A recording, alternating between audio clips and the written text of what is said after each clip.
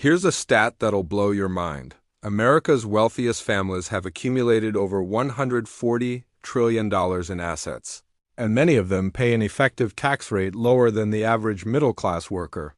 How? Three simple words: buy, borrow, die.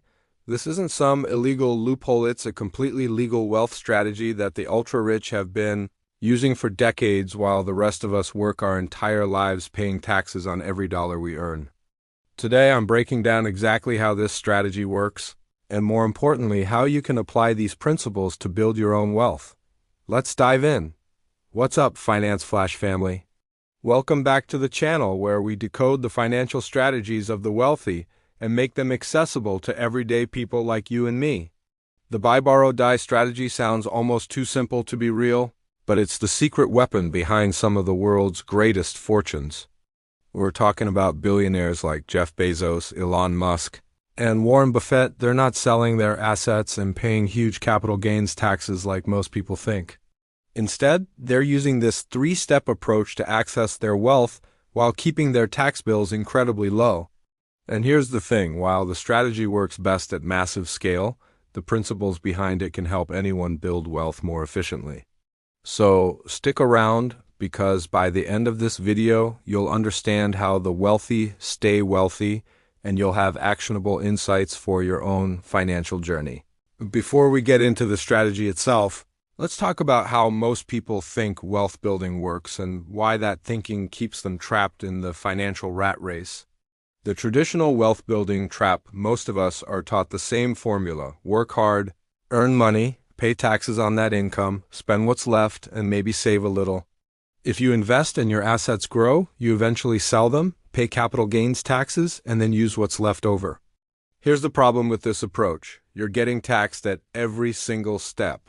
Income tax when you earn it, capital gains tax when you sell investments, and if you're really successful, estate taxes when you die. The government gets a cut at every turn. Let me give you a real example. Say you bought stock worth $100,000, and it grows to $1 million over 20 years.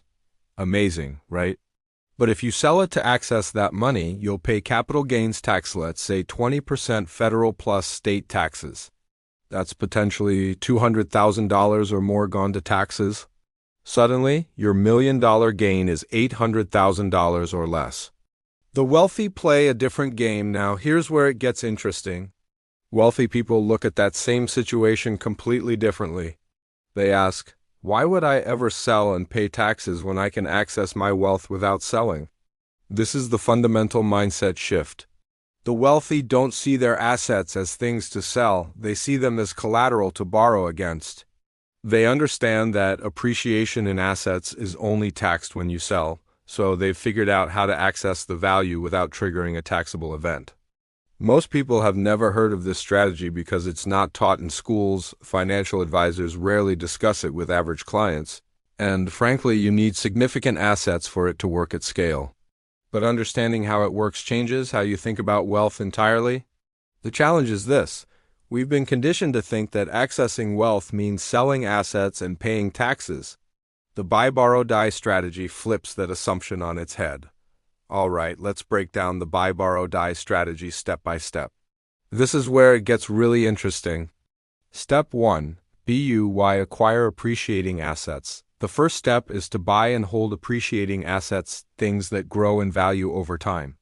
This could be stocks in growing companies, real estate properties, business ownership, index funds, other investments that increase in value. The key here is that you don't sell these assets. You hold them long-term and let them appreciate. As they grow in value, you're building wealth on paper, but here's the beautiful part. You're not paying any taxes on that growth because you haven't realized the gains. It's called unrealized appreciation, and it's completely tax-free as long as you don't sell. Think about Jeff Bezos. His wealth is mostly in Amazon stock. As Amazon's value grows, so does his net worth, but he doesn't pay taxes on that growth until he sells shares. Step 2. Borrow, access your wealth tax-free. Now, here's where the magic happens. Instead of selling your appreciated assets and paying capital gains tax, you borrow money using those assets as collateral. Banks and financial institutions will lend you money at very low interest rates, often 2% to 4%. if you pledge your stocks, real estate, or other assets as collateral. These are called securities-backed loans or portfolio lines of credit. Let's use our earlier example. You have $1 million in stock. Instead of selling it and paying $200,000 in taxes, you borrow $500,000 against it at 3% interest. Now you have $500,000 in cash to spend, invest, or do whatever you want, and you paid zero in taxes to access it. Meanwhile, your original $1 million in stock continues to grow. If it appreciates at 8% per year, it's growing much faster than the 3% interest you're paying on the loan. You're actually making money on the spread. This is exactly what wealthy people do. They live off borrowed money while their assets continue to compound tax-free. Step 3.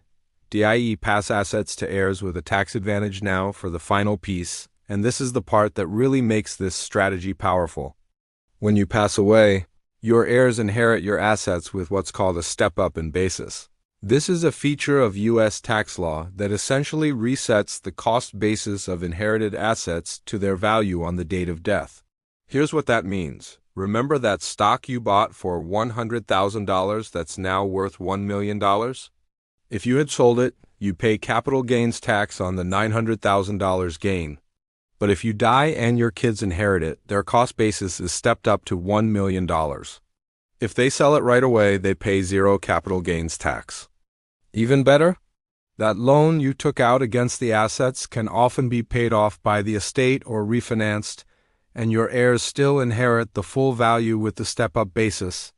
So let's recap. You bought assets, they appreciated. You borrowed against them tax-free to fund your lifestyle. And when you died, your heirs inherited everything with no capital gains tax due. The gains were never taxed. Now, here's the critical insight that most people miss about the buy, borrow, die strategy, and this is the key moment that can change how you think about building wealth. This strategy isn't just about avoiding taxes. It's about understanding the fundamental difference between income and wealth. Most people focus their entire lives on increasing their income. They want raises, promotions, side hustles, all focused on earning more money. But here's the truth. Income is the most heavily taxed form of money. The more you earn, the more you pay in taxes. Wealth, on the other hand, is about what you own, not what you earn, and wealth can grow largely tax-free as long as you structure it correctly. The real power. The buy, borrow, die strategy teaches us that the wealthy focus on acquiring assets that appreciate, not just earning high incomes. Yes, they might have high incomes too, but they immediately convert that income into assets, stocks, real estate, businesses that grow in value over time. Then they use leverage borrowed money to access liquidity while letting their assets continue compounding. The interest they pay on loans is often less than the returns their assets generate, so they're actually profiting from the strategy. Can you use this strategy? Now, I know what you're thinking. This sounds great, but I'm not a billionaire. Can I actually use this? Here's the honest answer. The full buy, borrow, die strategy works best with significant wealth, typically millions, in investable assets. Most banks won't give you a securities-backed line of credit unless you have at least $100,000 to $250,000 in investments, and the strategy is most powerful at much higher levels. But, and this is crucial, you can absolutely use the principles behind this strategy. 1. Focus on acquiring appreciating assets. Even if you're starting with $100 a month into index funds, you're building the foundation. Don't just work for money, make your money work for you, too. Think long-term. The power of this strategy comes from holding assets for decades, letting them compound. Don't constantly sell and trigger taxes. 3. Use good debt strategically.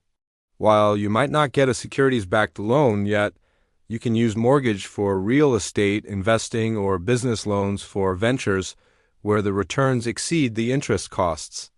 Understand the difference between good debt that builds wealth and bad debt that drains it. 4. Understand tax efficiency. Structure your investments in tax-advantaged accounts when possible. 401(k)s, IRAs, HSAs. Learn about tax loss harvesting and other strategies to minimize your tax burden legally. 5. Build wealth to pass on. Even if you're not ultra wealthy, understanding estate planning and the step up in basis can help you pass more wealth to the next generation. The mindset shift is what matters most. Stop thinking like someone who just earns and spends.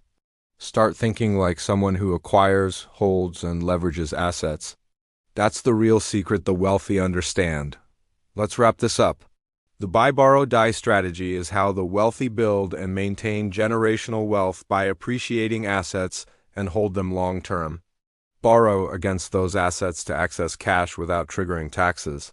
Die and pass those assets to heirs with a step up in basis, avoiding capital gains tax entirely. It's not about gaming the system, it's about understanding the system and using it to your advantage, just like the wealthy do. While you might not be implementing this at billionaire scale right now, you can start applying these principles today. Focus on assets, not just income. Hold long-term, use leverage wisely, and minimize taxes legally.